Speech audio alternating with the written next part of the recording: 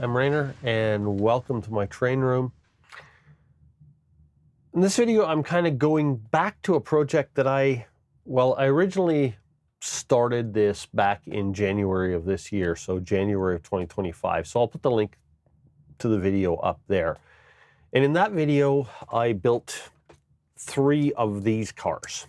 They are 40-foot bulkhead flat cars, and I patterned them after the custom-built cars that the ACR used to use. They just started out with some 40-foot flat cars and built their own bulkheads for the end.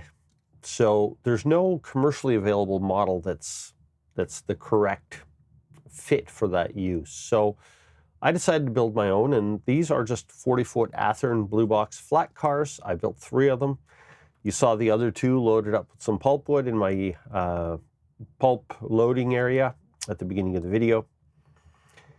And I just 3D printed these ends and then added some metal details like these grab bars and the ladders that I made out of a combination of little wood strips and metal, and then painted them black and did some of my own do-it-yourself lettering that I've shown in some of my other videos. However, when I did that video, I'm happy with how these turned out. They're the closest representation I've seen of those flat cars, so I'm happy with how they turned out, but the flat car wasn't quite correct for what they used. This one has this drop on the side, and what they used was straight. So one of the viewers mentioned in the comments that the Tichy flat cars look to be more accurate. So I started looking around at train shows, and I have actually accumulated 10 of these cars. So I have no idea what they're like to build because I haven't done that yet. And they're going to take more work to build than the Athearn cars. So what I thought I would do is start with, well, I'll start with 1 and then build the other one. I have 10 of them. I'm not doing 10 at once because it's just going to take too long to do. But what I'm going to do is start with assembling one of these cars.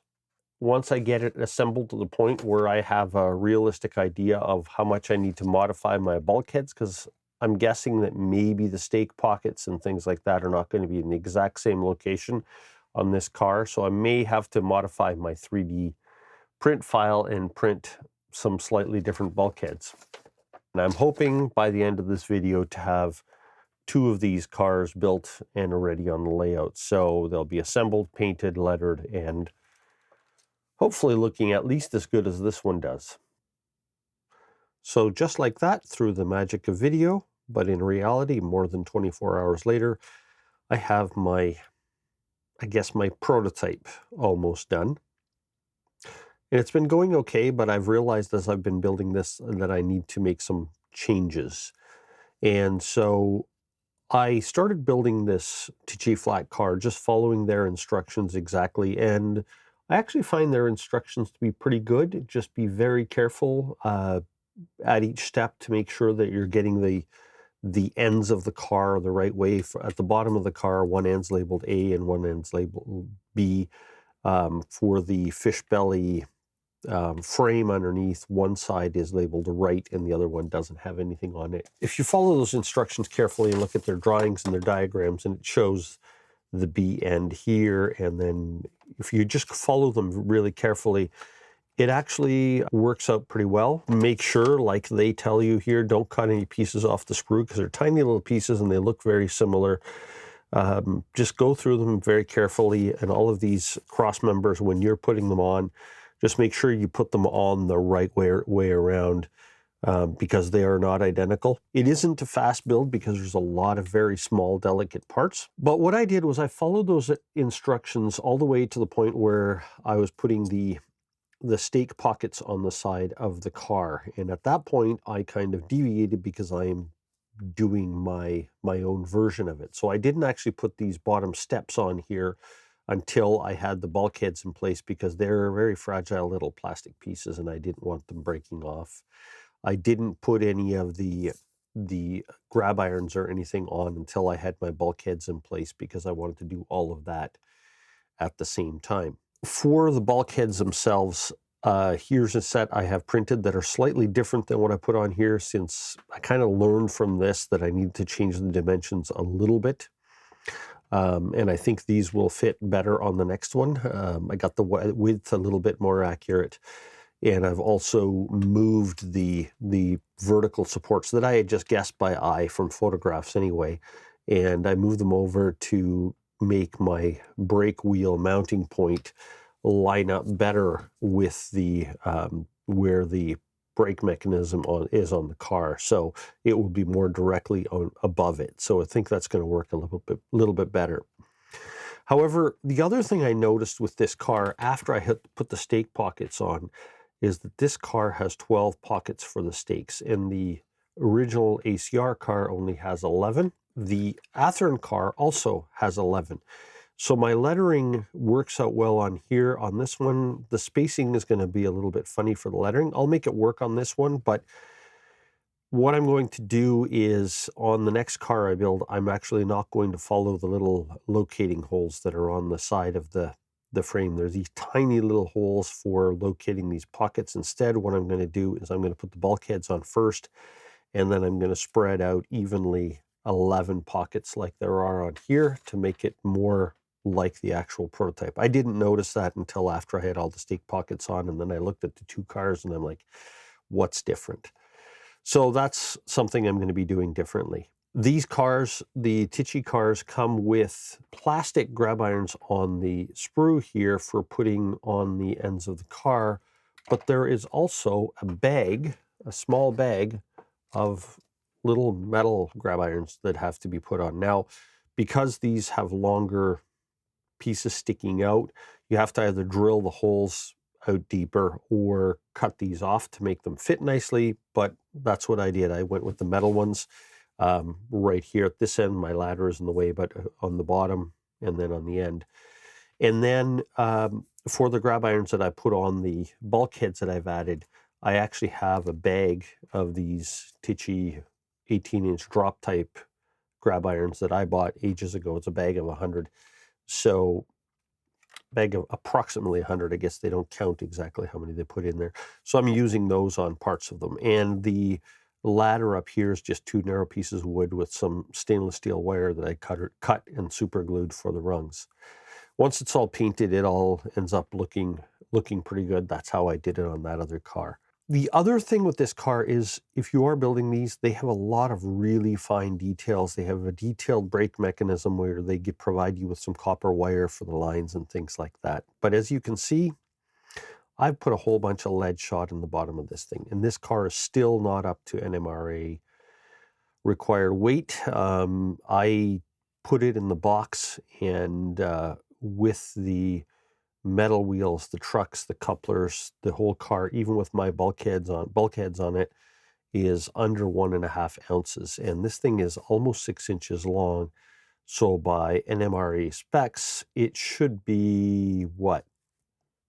1 ounce plus 1/2 ounce for each inch of car length. So that should be 1 ounce plus 3 ounces. So it should be 4 ounces, and it's like 1.5 ounces. So I've added some weight to it. It's still not up to the NMRA suggested weight, but that's okay. I think it'll be fine at this weight.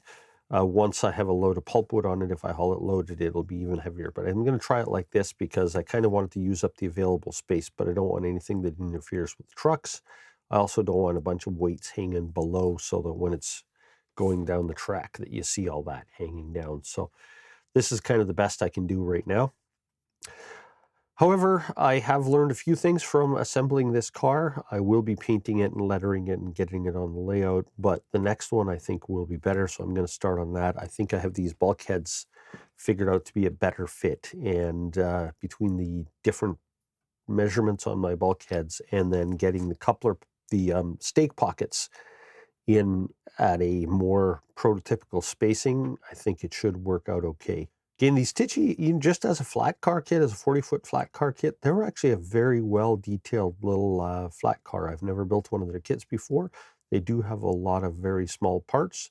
So if you are assembling one of these things, my suggestion is make sure you have a magnifying glass like this, or a pair of magnifying glasses that you wear so you can see all those little parts. And because it's all made out of styrene, other than when I got to my metal parts and my bulkheads, For everything else, I just use the solvent cement like this with the syringe, and it means I can put a very small drop of it on there. And for like these stake pockets, I found that if I put a small amount of the solvent on there and then put the pocket in place with the tweezers, it just grabbed and I could leave it like that. And it was very easy to get them on there nice and straight.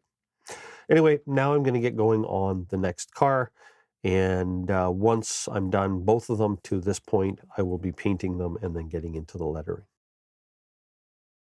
So the first part of the assembly is fairly simple. It's just taking the main floor or bottom of the flat car, attaching the end pieces, and then attaching the side pieces. Now, the end pieces are not identical. They are labeled in the instructions.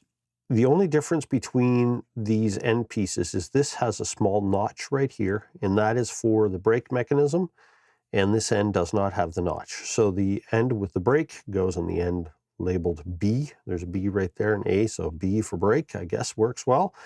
These side frames or sides of the car are actually identical. So what I did was I put the two end pieces on and then I put the sides on. Now I found after doing the first one, you need to be careful putting the sides on, and I found that if I clamp the floor of the car here, then I could push against it because you want it to be a tight fit, and if everything's moving around, it's really hard to get it to be tight. The other thing you want to do is make sure that this is staying flat, and that's the other reason I clamped it here, because on the first one I got a very slight little gap between the floorboards and the side frame here that I don't want. So like I said, that's the prototype and I'm learning from it. So this one I got it nice tight fit on both sides, clamped it to the table, and then I just started pushing it in from one end and dribbling some MEK on it all the way across, and I let it sit, spun it around, did the same on the other side, so I have a nice tight fit on both sides.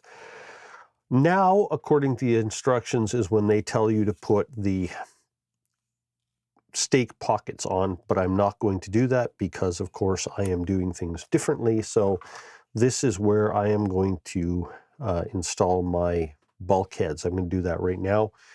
So the one has a spot for the brake wheel, so that goes on the end that has the notch for the brakes. The other one doesn't, so it's going to go right here. And by doing it this way, I now have these as a reference point for where I need to put all my pockets for my stakes, and I'm going to try to space those out. So once the glue dries for these. So these, of course, are 3D printer filament gluing to the styrene. So I'm not going to be using the solvent. I will be using some super glue. And a few people have asked me in the comments about this super glue that I use with the skinny little spout. It's this Sciafix brand I've got from Amazon, and I actually have two different viscosities. This is the medium, this is the thick. Thick I don't use very often, but the medium is kind of my general purpose that I use for everything. So it has this long, narrow, little flexible spout that has two advantages. One is that it's very easy to direct a small amount of glue exactly where you want it. But the second advantage is that you don't actually have to put a cap on this thing when you're done. You just stand it up like this, and whatever glue is in this spout drains back into the bottle. And because it's such a small hole, there's very little air exchange between the outside and in here.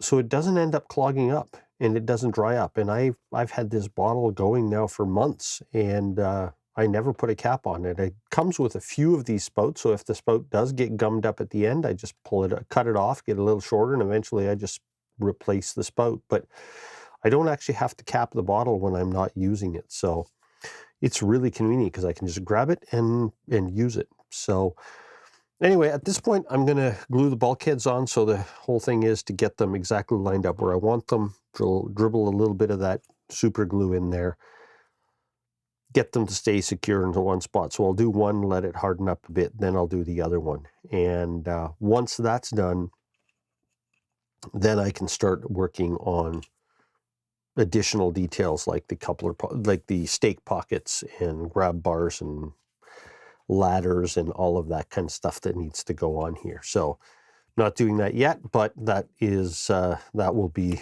the next thing that goes on to this thing. There are other parts that can go underneath it, but there's no need for me to do that until I do this because right now it sits nice and flat on the table, and it's really going to be a lot easier. I did more assembly on the other one before I got to this point, and I think it'll just be easier to do the bulkheads first and then flip it over and do other details.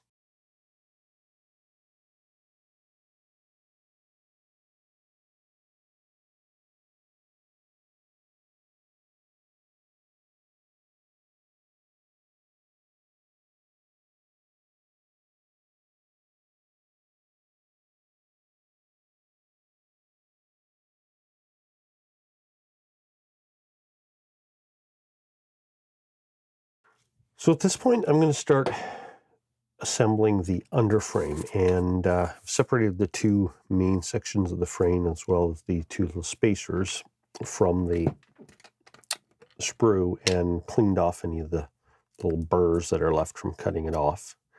And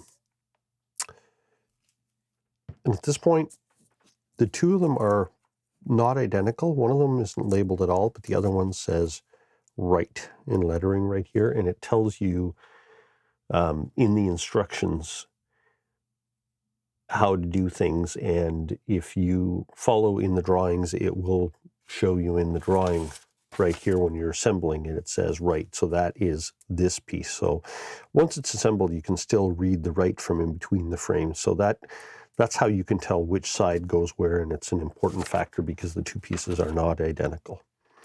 However, putting these little pieces on right here is a little bit tricky because they are absolutely, well, they're not tiny, but they're pretty small, and they like to flip around the room if you're not careful. So, and there are little locating marks here. Probably doesn't show up in the video very much, but there are little things to hold them in place or to line them up, but they don't really hold it much. So it's just a matter of kind of getting it lined up and holding it in place. And that's why I like using the solvent like this, because nothing is sticky while I'm trying to locate things. I can get things located and then put a drop of it on there and just let it sit for a few seconds like that. And it's not a solid connection yet, but that's not going anywhere by itself now.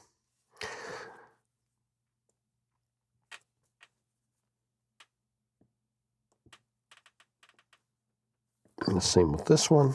So just kind of hold it in place with my fingers. Put a drop of that in there. It just wicks into the joint. Just leave it for a few seconds and it is in place. So to me, I mean, I used to use like the tester's glue, you know, this kind of stuff, and that just makes a gooey mess everywhere.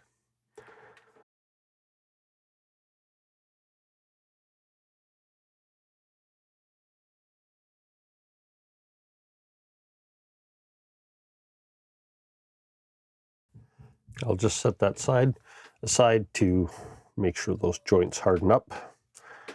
I'll just set it aside for a little while, let joints harden up, and then I'll come back to adding more parts to the underframe. And this part right here with my bulkheads, I'm just letting that super glue sit for a while to make sure it really hardens up, because I don't want those pieces falling off again. So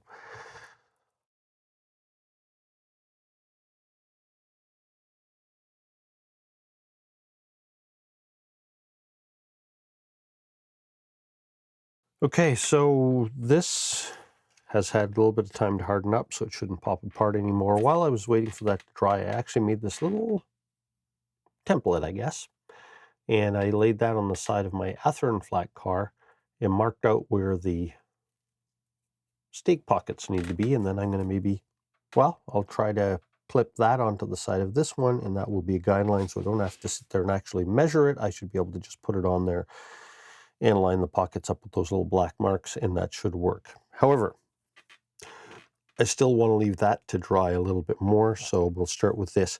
And if you look at the drawing right here, it shows you have these sills are 8, 9, 10, and 11. They are all numbered on the sprue, and it says fish belly right, so that will be the one that's closer to me. And you can double check that by looking inside here, and you can see the writing right inside there on the inside of this one. So that is the right. So what I need to do is now get number 8. And these are marked on the sprue, but they are also marked on somewhere on these sills. So this one has 11 there, there's 9 there. This one has an 8 over here, and that one has a 10 over there. So I'm looking for number 8, so it's this one right here.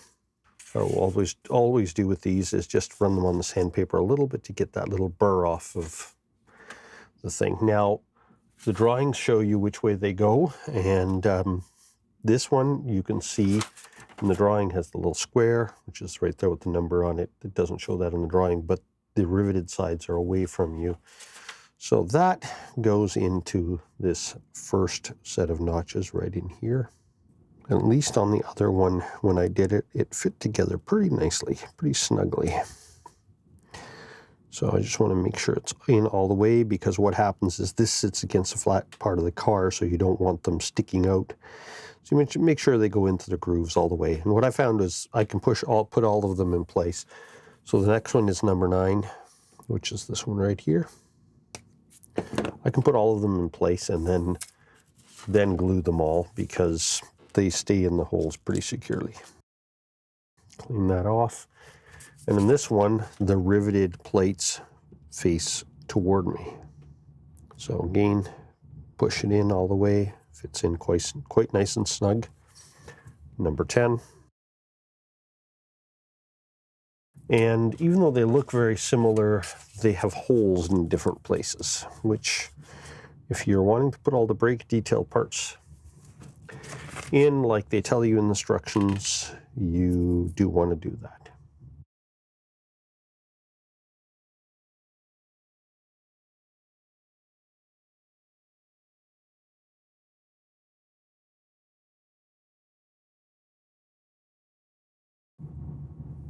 And then this one is number 11. The little riveted plates come toward me again. You can see it on the drawing over here. Like I said, they all fit in very snugly, so it doesn't need much when they're glued in like that. Just put a tiny little drop of MEK in here. And they are all going to be one piece of plastic now. I had some questions on one of my recent videos, and somebody was asking about how long this stays in this syringe before it dries up or hardens. Well, this stuff never hardens. It's not actually a glue. It's a solvent. So what it does eventually is it will either dissolve part of the syringe, which I've only seen it break down the rubber inside eventually, and then I have to throw it out and buy a new syringe or grab a new syringe. But it will evaporate eventually. It's not glue that hardens up. It just, the way it works in here is it wicks into the joint, temporarily kind of melts the plastic, and then as it evaporates, the plastic hardens together into one piece of plastic. So again, this side is the one that's labeled right. So I'll put it like this so I don't get myself all confused.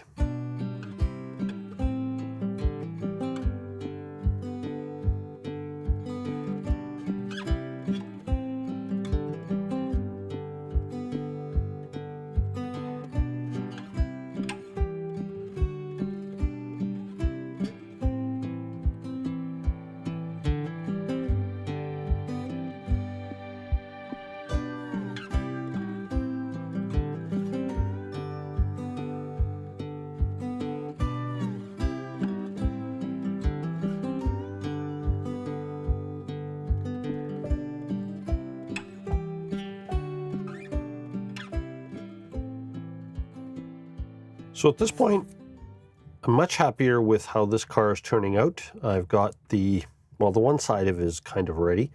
Put a couple of grab irons over here, a little grab iron here. This is one of the metal ones that came with the kit. And on this side, I put a couple of little strips of wood, and then this is just little pieces of stainless steel wire that I cut off and glued on with super glue. Put the pockets on, used my little template spacing tool and just kind of put it on with a couple of my mini clothes pegs and just put the pockets on below each one of those. And this point, I'm just letting the glue harden up. So once this glue all hardens up, I just finished doing the ladder. I'm going to flip it on its end, and this is the brake wheel end, so there's going to be another ladder just like this going up the end right here. So I'm going to stand it on its end, do that end ladder, let that set for a while, and then I'm going to flip it over on the other side and do the same thing as I did on this side on the other side. The pockets are already in for the stakes, so it's just a matter of the grab irons and the ladder on there. And then the final thing will be to put a couple of grab irons on this end. After that, it will be time to put the underframe in it and get it ready, and then get it all painted and lettered. So at this point, I'm happy with how it's working out. I like it better than the first one I did because I've got the right spacing for these pockets, and I was able to get the ladder and everything else looking a little bit better. I think I got the spacing for the grab irons on there a little bit better as well.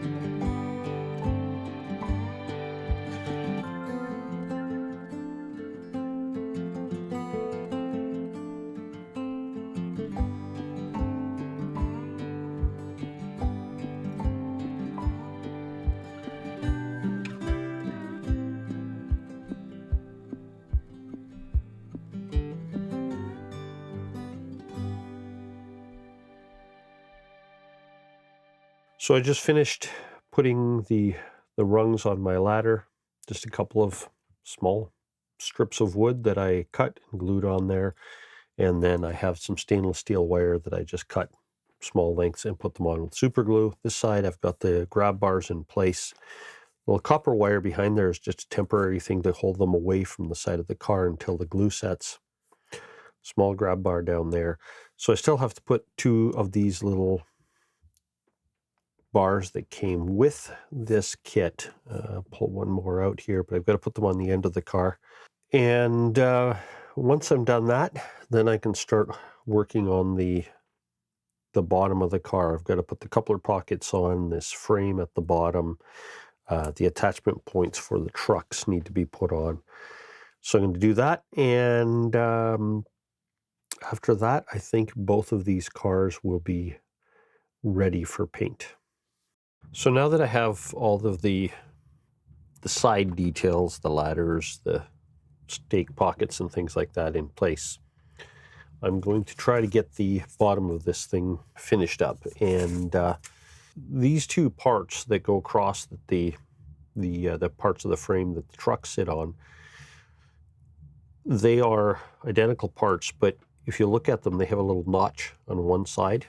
And if you look carefully at the frame, you may not be able to see it in the camera, but there's a little raised bump there and a raised bump there, and those notches go over those. So that's an important thing to remember when you're putting these in. They sit just like that, but there's a right way and a wrong way for them to sit in there.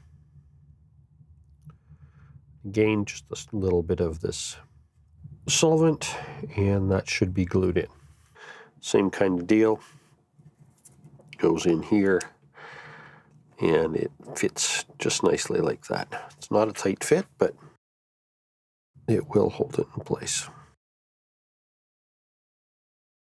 Now this frame, the way it fits in here is if you have the B end to your left, and the brake mechanism goes toward you.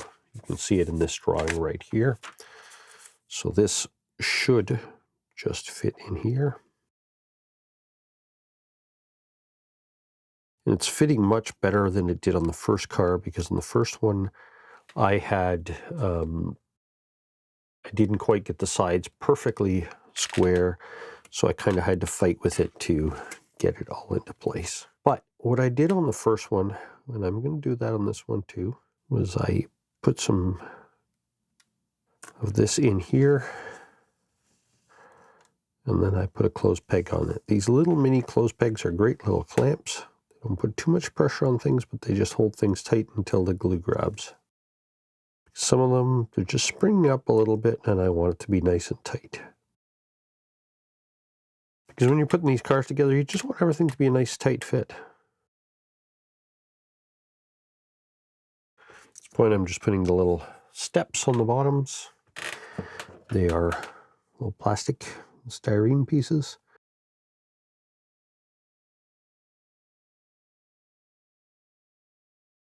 Figure out which way they fit on. Grab them in these little flat tweezers because they hold them nice and securely. Put a drop my solvent in there. Put this in, and I only need to hold it for a few seconds until it grabs, and it's in.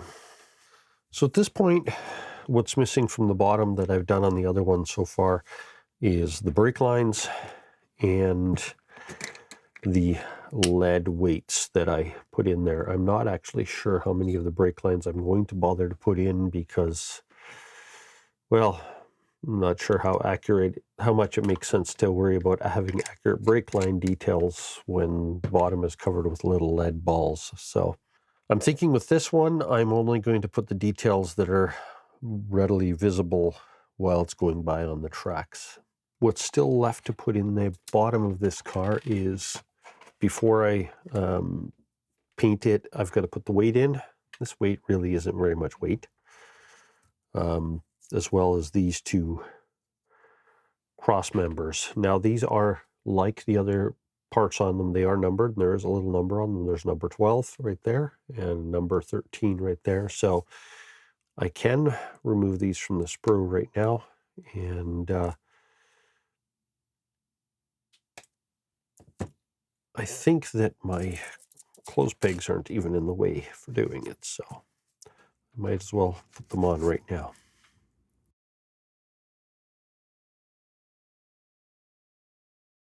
For these cross pieces, so B12 and B13, main cross cells are not interchangeable. So I have B goes toward the left, and number 12 goes right here,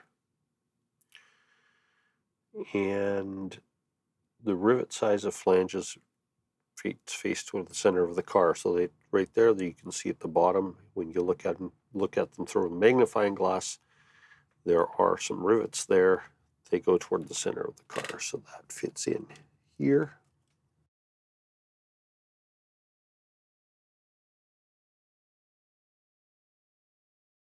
It's a nice snug fit. Same thing with this one, number 13. The rivet flanges at the bottom toward the center of the car.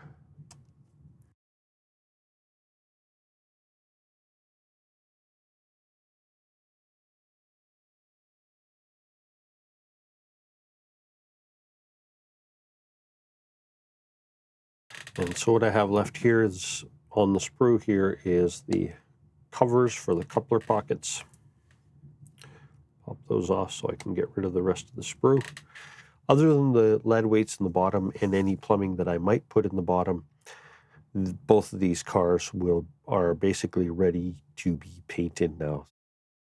So I have the cars painted black. The paint's dried for a while.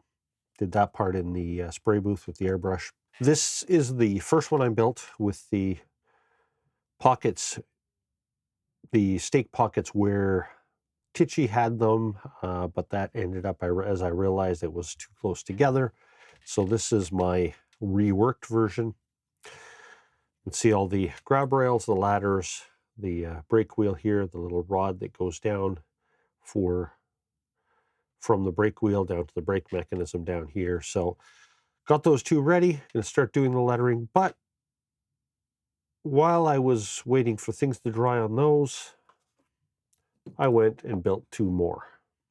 So I have 4 of them to letter now. And these two, I actually, because of what I learned on those two, it went a little bit faster and I was able to do things a little bit more precisely, make them, I think, look a little bit better.